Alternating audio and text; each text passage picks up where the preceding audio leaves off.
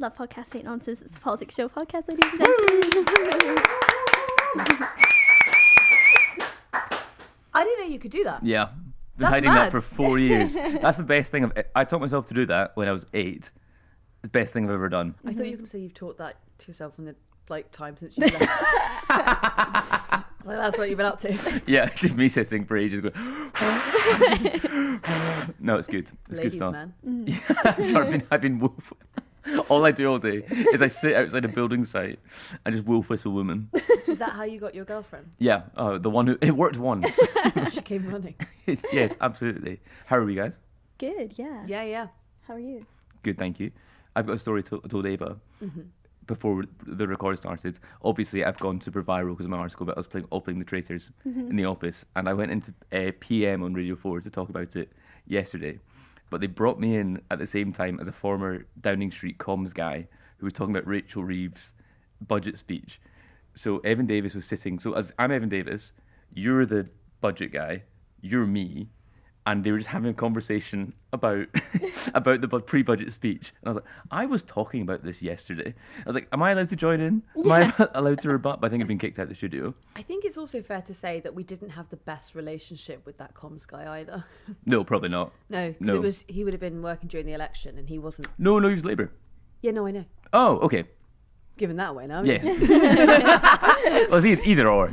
I guess we don't have the best relationship with any political party. Well, we do now. Yeah, true. Yeah. True now. A few of them. I'd say there's 4 that are 4? really- Is that them all? It's just one of them who won't speak to us. Did I name your guys? I just, well, the Tories just won't speak to us. No, but I think they're just still Don't head in know their why. hands. Still heads in their hands, whatever. Yeah. Are we happy about Mamdani winning New York? Not me. I No. hate Big homo guy. I hate fundamental Islam. What? New York has fallen. Oh, okay. I'm not celebrating it. Okay. We've seen what they've done to Londonistan. Do you know something? I was actually so someone's opined in the Washington Post this morning. Oh God, sorry, I'm being the English person talking about US politics, but like, Yes. I mean, obviously, I had a look at the Washington Post and a couple of them this morning, like because it was interesting. Sorry, I'm allowed to have an interest, okay? But anyway, someone had opined basically about how New York will fall in the way that London has fallen, and yeah. And I was just like, reading it and like I was really pondering it because it was the same sort of like bizarre. But not introspection. What would be like if you're looking at somewhere from it's kind of navel gazing, I guess, of what stats and what figures and what people are you speaking to in London are telling you this? Because honestly, I remember Mayor of London sending us a press release, not a press release, like some stats they'd put together of the people who tweet at Sadiq Khan all the time. Oh yeah. And the percentage of accounts that were not in London or not even in the UK was astonishing. You know, most of these people who tweet how crap London is do not live here. And also the murder rate is like the lowest it's been for quite some time. Crime now is just people nicking phones. Although, did you hear, sorry, this is the last bit of my spiel, the reason that people haven't had their phone nicked as often in the last 2 weeks is because they busted some gang. Really? Like the So main there's gang one is gang doing that's it. doing all of Yeah. it. Really? Like one That's good. prolific gang. Yeah. Wow. You know how people use the example of Whitechapel tube station as like an example of like, oh my god, lack of integration because some of it is written in Bengali. That really falls down because that's the only one. Yeah. It's not like we're having to provide different road signs for Bengali people to get around the city. It's just there's a lot of people who speak Bengali living in Whitechapel. And I think they're probably like, well, this would be nice. I also just think that there's this sort of like around Whitechapel station is not great. Like it is so busy. It's like it's got the sort of like it's got a market, people living there, people also now trying to get into offices because a lot of businesses expanded. University there around there as well. University. It's Hospital. hellish. But a lot of like London's terminals are hellish. Like I actually won't get on the tube at Farringdon because I hate getting onto that tube. It's so busy. Old Street sucks. I think Oxford Circus is the worst for crime outside the station. Like it's that's the bad most around likely there. place you're going to be But they're assaulted or have your phone stolen is there. tube stations are only nice if you're in like zone 5 and it's above ground. There's no like nice one in inner London or like within zone 4. There's nowhere you're like I like spending time here at all, I would argue. Yeah, when I was living, I can say it now because I don't live there anymore, but when I was living next to Liverpool Street, the getting Someone's like, suckles! getting into that station of a morning, because I was always like counterflow. Yeah, that is crazy to do that. Yeah, I'd be the only person walking in, and there would be like tens of thousands of people walking out, and I'd be like, sorry. That woman's forgotten where work is. Yeah. Come with me. Where's your office? Yeah, but it's got the best boots in London. In Liverpool Street? Yeah. I'm trying to remember if I have ever been to it. My friend's banned from there. Why? They Banned from it? Yeah. They like, honestly, like 10 years ago, stole some fake tan from there. And they're still banned? And they're still banned. Like, what? They have her truly. face up on the wall, like, don't let her in. You assume their gender. Wow. Oh. Yeah. Wow. What? They tried to go back in like two years ago. Bearing in mind, honestly, this happened a decade ago, and they were like, "Nope, That's crazy. no, out." There's no statute of limitations. Yeah. Already using like facial ID recognition in boots. Do you know what though? That would actually be quite a good way to probably do prolific shoplifters, wouldn't it? What? What would be? Well, if I lived in an authoritarian state, I would just bring in like facial recognition. To stop shoplifting? Yeah. Sorry, I thought you meant as like a way to facilitate shoplifting. I was like, I don't understand how that's going to work. You hold like a mask to your side to distract it, like a hyper-realistic Halloween mask. Oh look, David Lammy's just arrived. We won't go to it yet though, but we are going to go to PMQs at some point. David Lammy is opposite. Oh my god, I had to look it up before we came on. James Cartledge or something like that. Knee surgeon. Can I just say, wow, what a mystery this man is to me. Cartledge, Shadow Defence Secretary. Look, I'm sorry. Which one of them is he? On the front page? Oh no, look, he's there. He's the one in the middle. Right, because I recognise Hollenrake and Burkhardt, but that was it. I don't really see the point in getting familiar with a lot of these Conservative MPs. I just don't see the point. Do you remember outside Tory conference when Kevin Hollenrake had to introduce himself to me? Yeah, classic. You really humbled him with that. I was like, he was talking, and then it became quite clear I didn't realise who he was. And then he was like, I'm Kevin Hollenrake, and I was like, right? And Was he a minister at that point? He would have been a shadow minister. And I was like, and that means... but he would be one of the most well known as well. Yeah, definitely. By the Tory standards right now. Oh, definitely. Yeah. Definitely. I just don't see a lot of... I'm sorry, I don't see a lot of point in engaging with them. I feel like all they ever do is talk about how much they hate whatever policy is being proposed. Yeah. Have they backed Labour on anything? I really don't think so. And also just feels like they're just copying reform as Yeah. well. Like anything reform say the next day, they're like, yeah, we'll do that too. Shall we jump in? I think it'll... No, they're just doing the primary... He's just doing business of the day.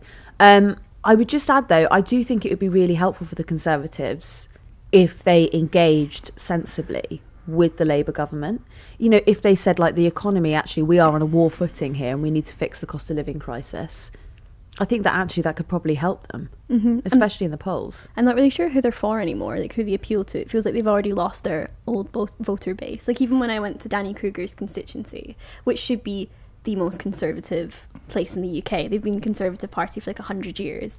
Even they were all saying, well, we like that he's defected to reform. Reform seem to have ideas the Conservatives don't. See, do you know what? It's damning, isn't it? But then also as well, what's the benefit to allying yourself with an extremely unpopular government? Like regardless of the merit of their ideas, the government is unpopular. So the remaining Tory base isn't going to be like, yeah, there's actually very little to gain from trying to buddy up with the government currently. But if they could come out the other side and say, look, at least we tried to help them turn the economy around while they were, destroying it. But instead, what they're going to say, oh, for 4 years, we just shouted from outside the kitchen. What's the point? Mm-hmm. We can go in if you like. He's probably giving a statement. Oh, there we go. This will be first question now. Prime Minister on being the first black person to ever answer Prime Minister's question. A landmark moment for this place in our country, and I hope he is proud. Mr. Speaker, my 8-year-old constituent Phoebe is battling cancer, and her parents are fundraising to help with treatment costs and to raise awareness of Phoebe's condition. And people across my constituency have been moved by her story and have come together to raise over £100,000. So will the Deputy Prime Minister join me in paying tribute to Phoebe's inspirational bravery? And will he celebrate the incredible generosity and community spirit of Altrincham and Sale West? Yeah.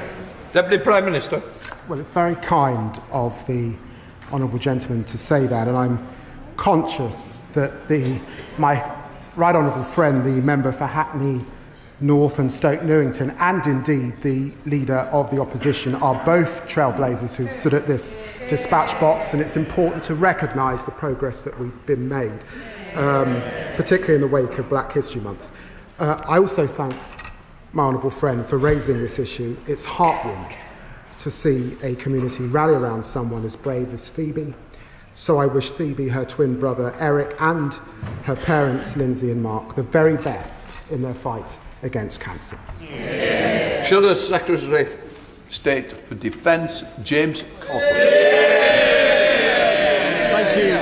Thank you, Mr. Speaker. And can I begin by associating myself and the opposition with the remarks by the Deputy Prime Minister about the terrible and horrific attack in Huntingdon. We wish a speedy recovery to those still in hospital and pay tribute to the brave actions of the public and the police. Now, Mr. Speaker, overnight, the father of the girl assaulted in Epping by Hadish Gabatu, the illegal immigrant, released by accident, said the government had failed them relentlessly. Now, I confess, I'm surprised the Deputy Prime Minister hasn't already apologised. So I'm going to give him an opportunity now. Will he apologise to the family concerned? Deputy Prime Minister. Well, it's great to see the honourable gentleman in his place. I had expected to see the Shadow Justice Secretary, but nevertheless I'm pleased to see the honourable gentleman. He must have missed the debate, because in the debate, of course, I said sorry for the anxiety caused whilst Kibatu was at large, and I repeat that, and it's hugely important that Dame Lynn Owens now gets to the bottom of what has happened with her further investigation. James Coughlin. Thank you, Mr. Speaker. Watching the interview last night, I have to say it was absolutely heartbreaking. And I have to say, Mr. Speaker, I do think he owes it to offer an apology here on the floor of the House. But he should have done that at the start of his remarks, Mr. Speaker. These are very serious matters, Mr. Speaker, which is why I want to ask him a further very important question.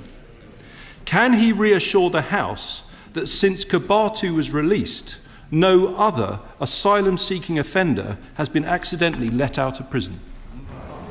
Deputy Prime Minister. Well, the House is thankfully quiet, so I'm surprised the honourable gentleman didn't hear me when I said that of course I apologise and I'm sorry for the anxiety caused.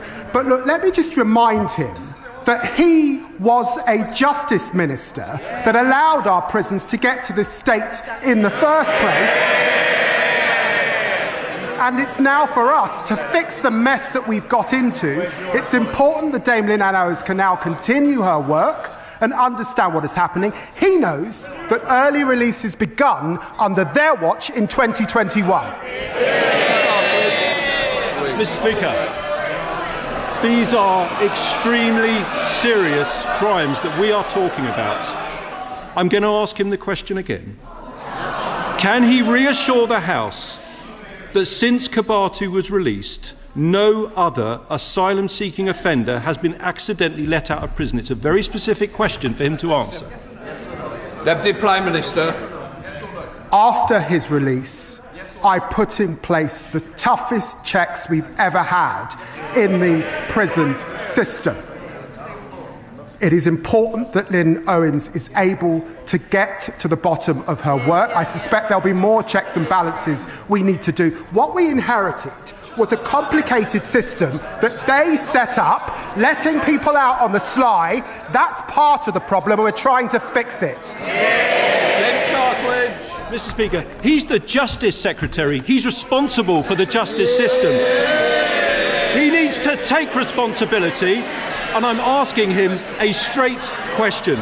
And I'm going to repeat it once more for the avoidance of doubt, because he didn't answer it twice. He's here to answer questions. Can he reassure the House that since Kabatu was released, no other asylum-seeking offender has been accidentally let out of prison? It's a clear question. Can he give an answer?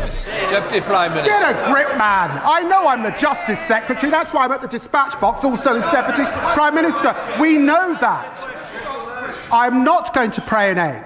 Dame Anne Owens is a former Deputy Commissioner in London, head of the NCA. It is for her to get to the bottom of that work.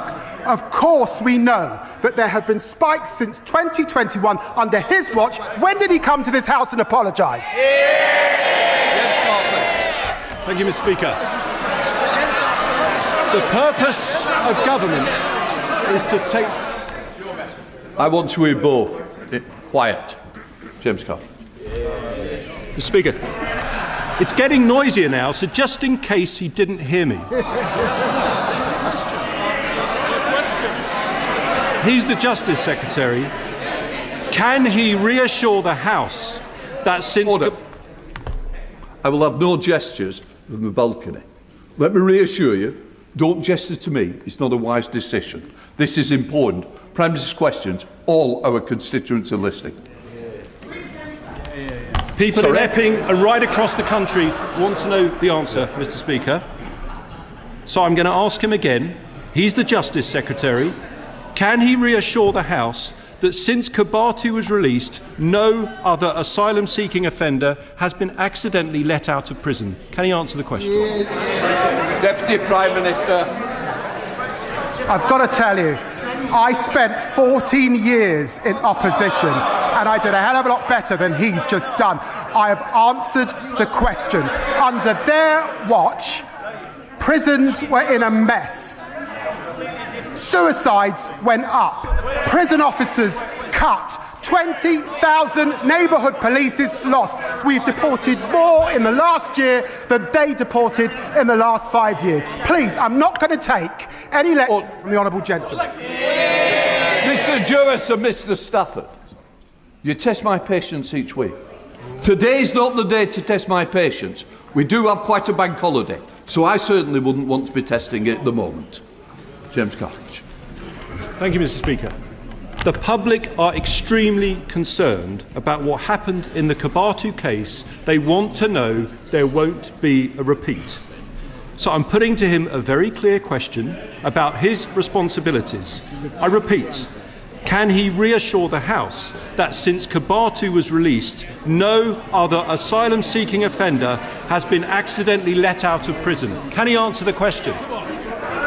Deputy Prime Minister. Mr. Speaker, I'm looking forward to being up against the member for Newark next time. In 25 years in this House, I've not witnessed a more shameful spectacle, frankly, than what the party opposite left in our justice system.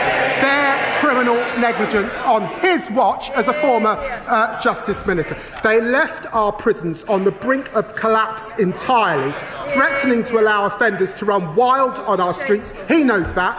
Rape victims waiting years for their day in court. He knows that. Neighbourhood policing decimated, leaving our people feeling unsafe in their communities, and they haven't learned a thing. We are tackling knife crime, that's why it's falling. 13,000 more bobbies we are putting on the streets, kicking out 5,000 foreign criminal offenders. I've got to say to the Honourable Gentleman, he should do better. Jonathan Blash. Thank you, Mr. Speaker. My constituent, Georgia Hart. More, I got it to 6. James Cartledge. Order. It is 6. Am I right?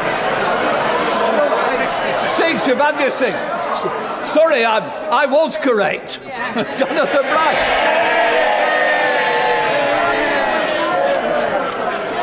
Mr. Speaker. Order. Jonathan Blash. Mr. Speaker, my constituent, Georgia Hart, was just 15 years old when she was diagnosed with Friedreich's ataxia, a cruel and degenerative condition that slowly...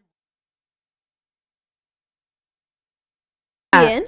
That what the hell was sucks. that? I've We're written going to have down. to go back in for Ed Davey, I think. Oh, he'll be a deputy, won't it? Daisy. I'll show you my notes. I wrote Shadow Justice Secretary because they're talking about Robert Jenrick. Question 2, this sucks. Question 3, this is crap. Question 4, he forgot his questions. 5 and 6, he didn't write anything. That was what? stunningly bad. There's going to be a few broadsheets today who are going to write that up as one of the best PMQs they've ever seen. He was forensic. Forensic. Like a dog with a bone. Do you know what I mean? Statesman-like. Unless he knows something horrific and is kind of using that as like a political stick with which to beat the government instead of raising the alarm. What the fuck was that? Well, do you know something? So that's what I'm wondering, what the confusion was there with the speaker, where they had to recount the questions, because obviously, so the opposition has allocated 6 questions to the Prime Minister, or in this case, Deputy Prime Minister. Did it seem to you like maybe they thought they had an extra question? So were they going to do a big reveal about, like, I don't know, someone had been miscounted. Yeah. I've got in the press gallery, in the public gallery, right now. He's here. He's here? Yeah, he's here. I don't mean to alarm anybody. Yeah. But there's an asylum seeker who committed a crime up there. Yeah. I freed him. What was the crime, though? The crime was crossing the shore to begin with. Yeah. Build the moat. The crime was seeking human mercy. Yeah. I did actually. Do you remember that point in time where they were talking about the UK just essentially being on a moat? And like back in the day, we knew how to protect the border or whatever. Yeah. I guess we do have a moat built in. Built in, yeah. But of course, the thing about a moat is you can use a boat on it. That is the one characteristic of a moat. Yeah. One of Fraj's constituents once suggested to me that they should build a wall in the sea. In the sea? Yeah. In the sea? Yeah, to stop the boats coming across. What about the shipping lane? Isn't it one of the busiest shipping lanes in the world? Yeah. Too bad. Yeah, too bad. Too bad global commerce. Yeah. Should we go in for Daisy? Yeah. Go on, let's have a go. Has failed to heed our calls for a new inquiry into Russian meddling, failed to place China on the enhanced tier of country threats, and failed to launch an MI5 investigation into the threat posed by Elon Musk. So can I ask the Deputy Prime Minister, what will it take for the government to act and protect our democracy? Yeah. Deputy Prime Minister. Well, I'm very grateful to the Honourable Lady. Can I just remind her, as Foreign Secretary, I stood at this dispatch box and I spoke to the China audit that we said we would do in coming into government, and we did that. I did it on the same day that we published our national security strategy, and of course my defence colleague has also published the Strategic Defence Review. She looks across all 3 of those documents. They set this country in the best place possible to face down the threats that she rightly refers to. Daisy Cooper. Thank you, Mr. Speaker. I hope the Deputy Prime Minister in his new role will consider our calls again. But right now, families across the country are struggling with a cost of living crisis, yet the Chancellor is preparing to increase taxes. Meanwhile, because of high interest rates and arcane Treasury rules to do with quantitative easing, the big banks are making billions of pounds in windfall profits that they never expected, that they never relied on, and never had to take any risk to earn. So without asking the Deputy Prime Minister to preempt the Chancellor's budget, can I ask the Deputy Prime Minister which he thinks is fairer, taxing struggling families or taxing big banks? Yeah. Deputy Prime Minister. Well, she knows. We've got 80 years of convention, and it is for the Chancellor of the Exchequer to present her budget later on this month. But can I just say gently to her, it is under her government, in which they were in coalition with the Conservatives, that we saw austerity right across our country. And she will know that there are major parties proposing austerity again. And I know that the Chancellor will do everything she can to continue, as she set out yesterday, to invest in our NHS and our public services. Tristan Osborne. Thank you very much, Mr. Speaker. The leader of my local council, Kent County Council, has said that they're a shop window on Reform UK, with councillors facing criminal charges, inappropriate conduct and behaviour, a defection 5 expulsions, a failed Doge cost-cutting drive, and an authoritarian leader who shouts and swears at colleagues, does the Deputy Prime Minister agree with me that the people of Kent deserve so much better? And how is the government going to ensure that we deliver higher standards in local government? Deputy Prime Minister. I see the honourable member for Clacton in his seat. Reform said, this may be the first time I've seen him in Prime Ministers, but Mr. Speaker, Reform said that Kent County Council would be the best advert for what a Reform government would look like. They're delivering on the chaos that they promised and on standards in public life. I say to the honourable gentleman, no, Mr. Speaker, this is serious. I used to replace the honourable gentleman on LBC, so we've known each other for many years. The disgraceful, racist language that we heard from a Reform MP last week belongs in the dark ages. And Even Flynn! It feels like it comes. Stephen Flynn. And I used to produce that slot for David Lammy. That's fun. Yeah. So when David used to sit in for Farage Sundays, 10 till 12, I would produce that. Wow. That's such an interesting consideration, like for the audience, like Farage's audience. We're going to get David Lammy in. Yeah. So a lot of people would phone up from like kind of 1:45 the hour, like getting ready for Farage. And the poor assistant producer who had to explain to them that it was going to be David Lammy and said, they're effing and blinding. Oh my God. That's crazy. But it was a great slot to have David on. Like, honestly, because David would come in and, like, you know, make a joke about it being Farage's slot. Mm-hmm. Phone lines are buzzing off. You know what I mean? Like, they're all ringing in. Be like, let me talk to David.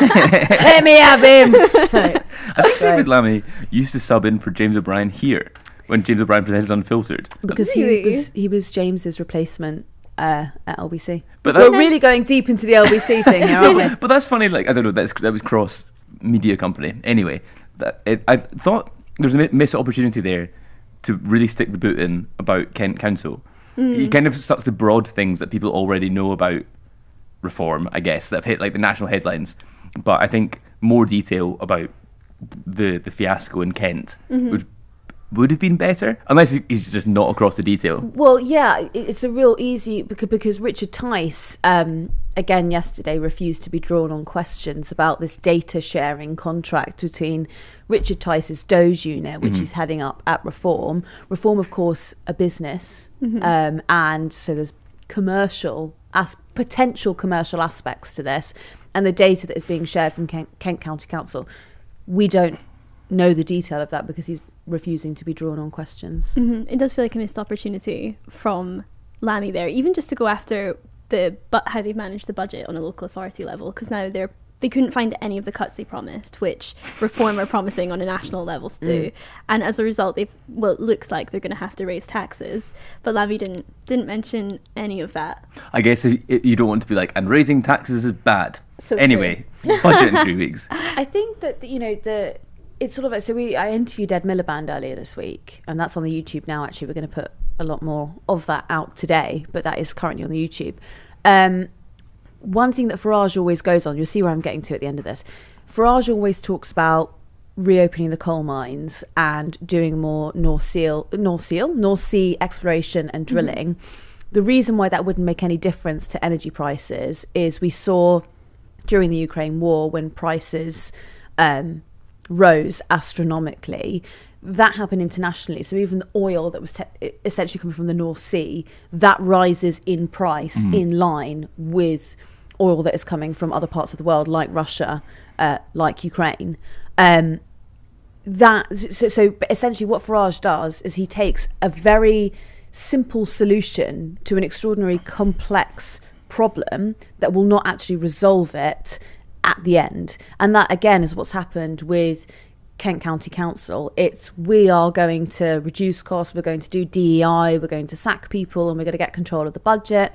The second that you get in, you realise it's extraordinarily overcomplicated. And a lot of council budget or obligations that the council have is dictated by central government.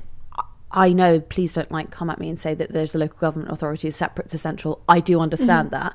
But if central government dictates that you need to provide temporary accommodation for certain people, the local council has to pay for it.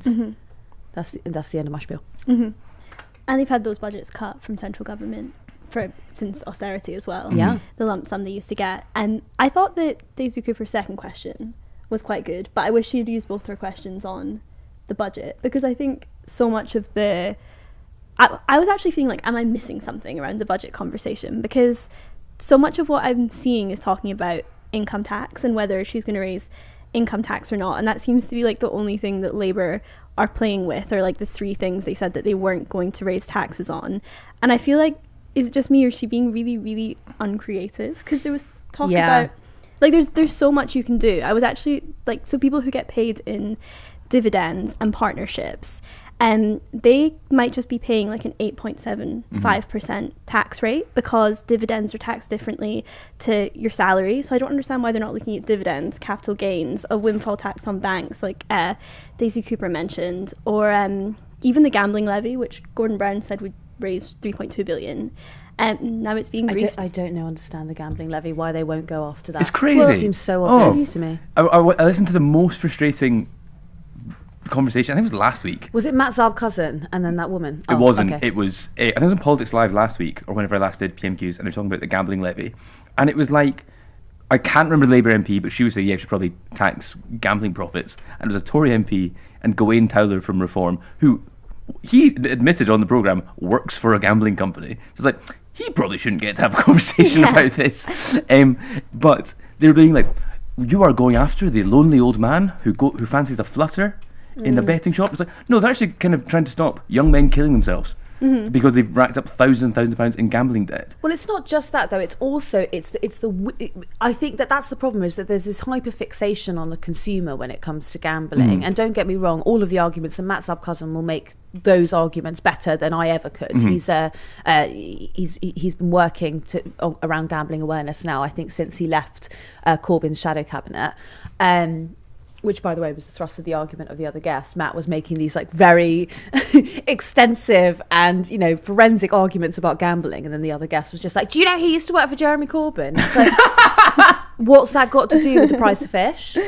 Okay, but you were in the Monday Club. The hyperfixation on the consumer, which, by the way, I do think some of that cost should be put onto the consumer, because we're not just talking about people who use slot machines. This is people who make like careers out of horse racing and, But it's the windfall tax on the profits that needs to be looked at, because there was a CEO who was working for one betting company. This person was being paid over £300 million a year. In what world should anyone be earning £300 million a year when that industry is not eligible for the top rate of tax? I think sometimes we think about lobbying as being a very American phenomenon, but I think in the UK the lobbies are still quite strong, because I was reading about the potential gambling tax, and it was reported that she might consider excluding horse racing from it, so that it wouldn't raise 3.2, it would only raise 1 billion, because the gambling lobby has been pushing so hard to get horse racing removed from it. It's just so frustrating, because we all know how gambling works. The odds are so stacked against you as the bettor. So essentially it's like, we're not going to tax the wallet inspector. Yeah, it's that £300 million salary. It's probably just direct. That comes in one end straight into his pay packet. You assume gender. Excuse me. Yeah, That was quite hard. Girls can be evil too. Girls can be evil. Girls can be girl bosses. Girls can run gambling companies. But I think it was like, gambling is like a very gendered activity. I think like men gamble at a much greater rate than women. And gambling companies will ban you if you start winning too much. We should work against that. That should be our campaign. Yeah, get more women betting. You could do like a pink washing exercise, and just front. I love it. Like I love it. Paddy power. Is bingo? Does bingo count as gambling? Yeah. Yeah, it would do, wouldn't it? National Lottery That counts feels as quite gambling. gendered. Yeah. Well, Bingo feels gendered. It does. Yeah. The girlies are playing bingo. But I guess that's all the adverts for like foxybingo.com or whatever are like geared towards women. Bet you did. Just yeah, a shag bingo. But it is those activities, like the games are gendered and aimed towards women, and then in like you're watching like football and it just comes out like Ray Winston giving a you could get these odds now, and it's crazy how much that is just rammed down your throat. But it's also games like Candy Crush and, you know, other like National Lottery has like a instant win games on their app, and, you know, all of those should be eligible for tax. The National Lottery is always always seems separate in my mind, right? Because obviously you can go on and you could actually put your life savings on tickets one week, but then you look at the National Lottery Fund and what it does off the back of the money that they're you know, that is being gambled, and I feel softer towards it as an institution. Do you know what I mean? Yeah. But then the problem with the budget, looking ahead to it, and we are actually going to do a live show from College Green on that day, which will be quite good fun. Ed, if you'd like to be in that as well. Oh, this is the first time hearing it. Yeah. We'll do a production on here. We'll talk to you about it Okay, afterwards. great. But yeah, I would love you there. Looking at, you know, it was rumoured that she was looking at people who are on £48,000 salaries being taxed. Now, if you are living in a city, raising the income tax or freezing the income tax threshold, the rate at which you pay tax, if that affects people who are on £48,000, if you are a single parent household and you are renting or even you're paying a mortgage, it's highly unlikely that you have a particularly large pot of disposable income available for you at the end of the month. I mean, what's your take-home pay on £48,000? It's probably around, back of the fag packet maths, it's probably 2,500. I'm making an assumption. Slightly more, I guess. Right. Not if you've got a student loan. True. £2,500. You know, if you are paying £1,200 in rent, which is really, really likely you are, if not more, if you've got a family, what cash have you actually got after bills, after the food shop, available to you to give to the exchequer? I just don't understand why she's even considering doing that when they were voted in on we're not going to raise taxes on working people, and now it seems like the only taxes they are considering raising is on working people. And the big get around, I mean, the whole reason I thought that they were doing this, we're not raising taxes on working people, is because I thought, or the assumption I made in that manifesto pledge was they were going to go after the capital gains, which she did do, but it was so incremental, it made no difference. Ollie and I kind of talked about this yesterday. Their popularity is so low at the moment, they kind of have the freedom to do anything. Like, this budget is not going to reverse their credibility problem or their popularity problem. So they do have much more room. It's like it's actually the opposite of like a new government bounce. They now are so unpopular, it cannot get worse. So they might as well try something, like something creative, something like they're not going to claw back those voters by more of the same. Like, the voters have proven themselves to hate this government and their managerial lack of ambition, lack of inspiration. It's a very uninspiring government. So if they try and shake it up slightly, do something slightly different that could create energy and some more support for this government. But I suppose that is entirely at odds with everything this government stands for, and Starmerism, and the people he surrounds himself with. Well, also just sort of assisting anyone to, I think that the sort of divide that we're seeing now, that the divide that has widened, particularly actually since the beginning of austerity, but is not showing any signs of slowing, is the rich are getting richer, the poor and the lower middle class, and actually moving into middle class now, are getting poorer because they are being pushed out of the asset class, and they're not able now there's no ladder into the asset class.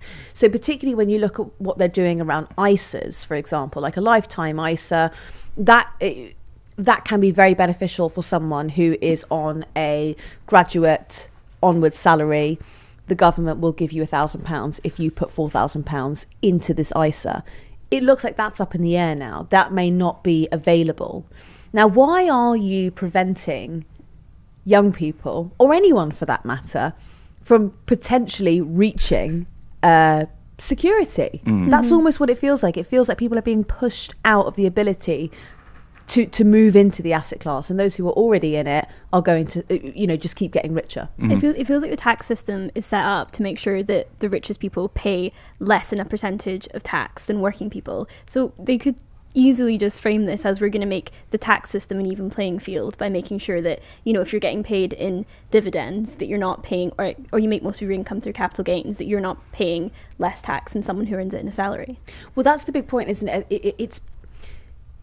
It's the reclassification of capital gains earnings as income. I think that would be extraordinarily helpful, of sort of redefinition, because do you remember when Rishi Sunak had to declare his capital gains? The Prime Minister, they're not forced to do this, but it's sort of, it's seen as sort of the moral thing to do. The Prime Minister releases their tax form for that year, what they have paid in tax. And huge proportion of that was capital gains.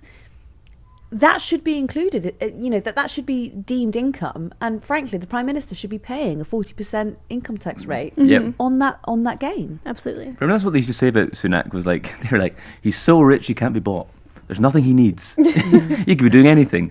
And then he just had the most punishing experience of Prime Minister, of being Prime Minister of all time. That's deeply more worrying. I do think that the best people in government, or the best people, in any form of work, place, actually, sorry, this is really against the proletariat. This is the Marxists will be screaming at this, but it is better to have people who need to earn money in a job. So, for example, if you are an MP and you rely on that now £90,000 salary to live and to survive, and you don't have a second home that you rent out, you don't have a second job, it's far more likely that you will want to appeal more to your constituents by serving them, so that you can continue working in that job at the next election. Yeah. If you've got a selection of things you could be doing and you've got passive streams of income, why would you bother? Why would you put your full effort into it? I suppose sense an obligation to do public service, competing. Did Rishi Sunak feel that? Okay, well, I guess he must have done. Well, you could have gone to you could have gone to California and made gajillions of pounds, and then he was just an MP for 10 years, however long he's been an MP for. And it is thankless, to be fair. And he's Prime Minister in the most. He was like, I'll be Prime Minister. I'll be the one who gets his head kicked in the worst Conservative. And I think you don't do that without a sense of public service, I would argue. I think you need to be mandatory attending constituency meetings once a week. I would pass that as legislation. Really? Yeah, I would, because I think it's the whole setup. I know that we're trying to move into the UK into sort of more of a presidential system where you vote for the leader and the party, but you should be voting for your local representative to tackle local issues. I can name you a number of MPs like Jacob Rees-Mogg, Paula Barker, who's in Liverpool, who are seen as constituency MPs because they were always at Jacob not anymore, but they were always at the surgeries. They were always pushing in Parliament for their constituents. Now, I could name you a number from going from Independent Alliance all the way over to Reform, who are more concentrated on party political issues than they are actually the needs of their constituents. You know Jeremy Hunt's TikTok? Do you ever watch it? Sometimes. No. He does day in the life as a constituency MP, and he's truly just boffing about his constituency. That's kind of sweet. It's quite wholesome. I'd quite like to be going around Godalming, wouldn't you? Yeah, I mean, Yeah, I feel like that's why he's one of the Conservatives that kept his seats, because he was so present within his constituency. Yeah. And I guess his life is probably a lot easier now than it was when he was Chancellor. Well, also, it's not a reform area. Do you know what I mean? We went there during the election. Did I go with you or did I go with someone else? I think you went with work experience, I would guess. No, I think it was... Oh, no, we went to... Woking or something like that. I don't know. Esher. That's where we went. Esher, yeah. But I went to Godalming during the... Oh, Rishi Sunak. Told you, public service. That's public service in action. Rishi Sunak is asking a question. I hope it's about his constituents.